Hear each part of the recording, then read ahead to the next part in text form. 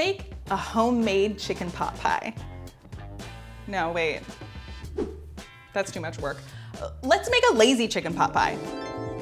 You can make a pretty easy version of this classic comfort food with just a can of soup and a carb. Any carb you like. I like to get a creamy style chicken soup. Some are chicken corn chowder or a soup that literally says chicken pot pie on it. That'll do. The only problem is it is soup, so we have to thicken it like a pot pie filling. So dump this can of soup into a pot and heat it up to boil. Add a cornstarch slurry, which is just 2 teaspoons of cornstarch and about a little less than a quarter cup of cold water. Stir it in and return it to a boil. At this point, you can check the consistency. If you want it to be thicker, you can always add more cornstarch slurry. If you like a pot pie with a bottom, dump this into a pre-made pie crust. You will want to par bake that though, just so the bottom doesn't get soggy. Or keep things properly lazy.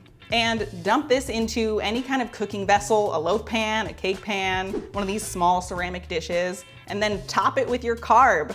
So I have a small bit of pie crust that I'm gonna put on top, but you could use Bisquick, you could use a can of Pillsbury biscuits, whatever you like, put toast on top, it's your pot pie.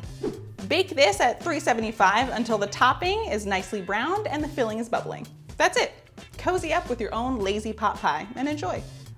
I'm Allie, thanks for watching, and be sure to subscribe to Lifehacker for some more tips and tricks like this one.